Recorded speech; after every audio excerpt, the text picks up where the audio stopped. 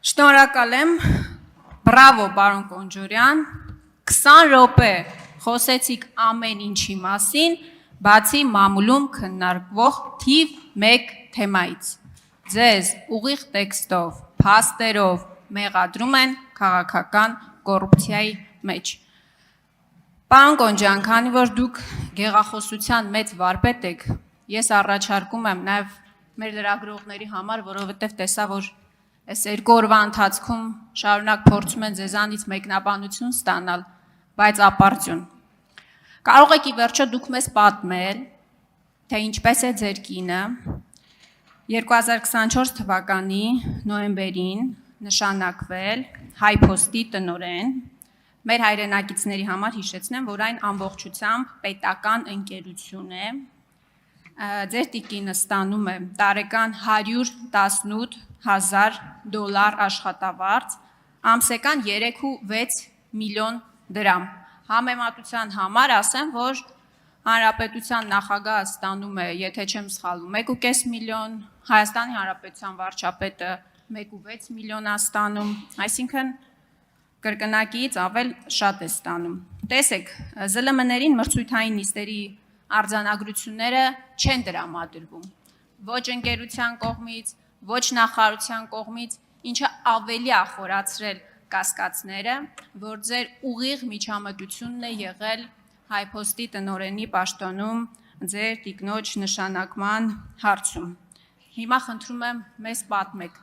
ինչպես է նշանակվել, մինչև այդ որտեղ է աշխատել եւ որն է եղել ձեր դերը այդ նշանակման հարցում։ Շնորհակալ եմ։ Շնորհակալություն տիկին Խամոյան։ Ես իմ խոսքում չասեցի, որպեսզի ըմբոշխնեմ ձեր հարցի միջոցով այդ հարցը։ Առաջինը, իմ կինը Հայփոստի տնօրեն նշանակվելուց առաջ հարցրեցիք որտեղ է աշխատել։ Ի զարմանս ձեզ ասեմ, որ 5 տարի շարունակ աշխատել է Հայփոստ ընկերությունում եւ եղել է վարչության ղեկավար։ Այսինքն իմ կինը Հայփոստի տնօրեն չի նշանակվել պարզապես ուրիշ տեղից գալով, ինքը եղել է Հայփոստում վարչության ղեկավար։ Հետո եղել է մրցույթ եւ իմ կինը մասնակցելով մրցույթին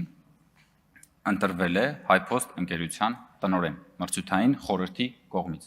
Այդ մրցութային խորհրդի մեջ բնականաբար ես չկամ եւ չեմ կարող լինել մրցութային խորհրդում ներգրաված են տարբեր անձինք, եթե չեմ սխալվում նաեւ մասնավոր ոլորտներից կան եւ այնպես որ ձեր հարցերը դուք կարող եք համապատասխան կերպով ուղղել պետական գերատեսչություններին եւ ստանալ համապատասխան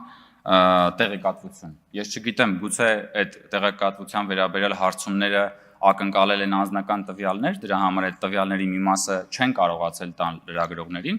բայց ներողություն, դա ուրեմն օրենսդրության սահմանած չափանիշներն են եւ կարծում եմ, որ այդտեղ դուք իմ նկատմամբ ամենայն դեպս չպետք է որևէ հարց ունենաք։ Երկրորդը, իմ կինը, քանի որ դուք շեշտեցիք աշխատավարձը, իմ կինը Հայփոստի պատմության մեջ ամենացածր աշխատավարձ ստացող տնօրենն է երբևէ Հայփոստի պատմության մեջ չի եղել տնօրեն, որ ստանա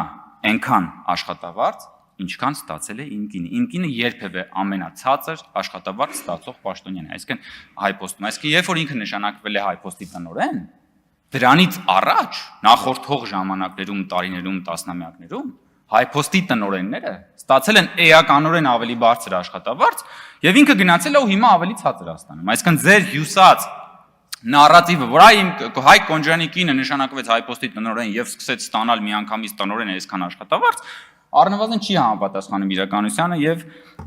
կեղծ թեզ է։ Որովհետեւ դուք պատկերացնեք, ես ձեզ ասեմ, որ Հայփոստի նախորդող ժամանակաշրջաններում եղել են ստորաբաժանումների ղեկավարներ, տնօրենի մասին չի խոսքը նույնիսկ փոխտնօրենների մասին չի։ Նախորդող ժամանակներում եղել են ստորաբաժանումների ղեկավարներ, որոնք որ ստացել են էականորեն ավելի բարձր աշխատավարձ, քան թե այսօր ստանում է Հայփոստի տնօրենը։ Հետևաբար աշխատավարձի վերաբերյալ ձեր դատողությունները հետաքրքիր կլիներ նաև լսել այն ժամանակ։ Այդ ինչի է ոնց ստացվեց, որ դուք հենց նոր հիշեցիք Հայփոստի տնօրենի աշխատավարձի մասին։ Այդ ոնց ստացվեց, որ այդ լրագրողական կազմակերպությունները հենց նոր որոշեցին փորփրել Հայփոստի տնօրենի աշխատավարձի վերաբերյալ այս քննարկումները, երբ որ ես առաջադրվել եմ ԱԺ նախագահի տեղակալի պաշտոնում։ Արձագանքեք, ես կշարունակեմ, որովհետև դրա ասելիք ունեմ։ Արձագանք։ Պարոն Կոնջյան, ձեր պերճախոսությունը միշտ գնահատելի է եղել եւ կարծում եմ, որ ձեր քաղաքական կարիերայի ընթացքում ձեր մեծագույն առավելությունն է դա եղել, բայց ես պետքա հիասթափեցնեմ։ Հայփոստը 2020 թվականից է պետական կառավարման հանձնվել։ Միջև դա եղել է մասնավոր ընկերություն։ Կարող էին $100,000 աշխատավարձ տալ։ Խոսքը պետական կառավարման հանձնված ընկերության մասին է։ Եվ խոսքը տարեկան $118,000 մասին է։ Ինչ խոսք, վարչության պետից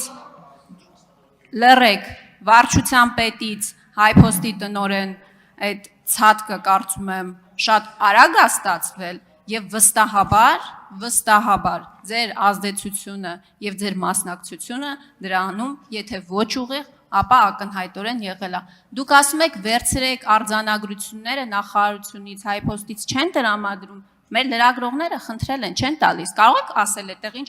անձնական տվյալ կա։ Ձեր լրագրողներն ինչ անձնական սպասեք ավարտի Տիկին Խամոյան, ինչ անձնական գաղտնիք կա այդտեղ եւ եթե կարելի է նաեւ քանի որ շատ եք այս վերջերս սկանդալների կենտրոնում հայտնվել, նաեւ պարզաբանումներ ներկայացրեք ձեր եղբոր արկածների մասին, նախկին իշխանությունների եղբայրներին շատ եք քննարկում, ինչու էր Տիկին Խամոյան, ավարտեք։ Ավարտում եմ, ինչու էր բարեկային ծառայության ուղեկցող մեքենայով հայոյանքներ շախ տալիս Հարցը հասկանալի է, շնորհակալություն։ Տիկին Խաման, ես օբյեկտիվորեն չեմ կարող ժամանակը ձգել 1 րոպեն դարձնել 200 վայրկյան եւ պատասխանել ձեր բոլոր հարցերին, հուսամ որ մյուս ռետորները այդ հարցը կտան եւ ես կպատասխանեմ։ Տեսեք, ձեր անտեղիակությունը, Տիկին Խամոյան, նույնքան հաճելի է, որքան որ իմ պերճախոսությունը։ Դուք նույնիսկ չգիտեք, որ Հայփոստը հանձնված չի եղել մասնավոր ընկերության։ Հայփոստը եղել է հավատարմագրային կառավարման ներքո, դա մասնավոր ընկերություն չի, դա առաջինը, երկրորդը Հայփոստը 100%-ով ինքնաֆինանսավորվող կառույց է։ Իմ կինը եւ Հայփոստի մյուս աշխատակիցները երբևէ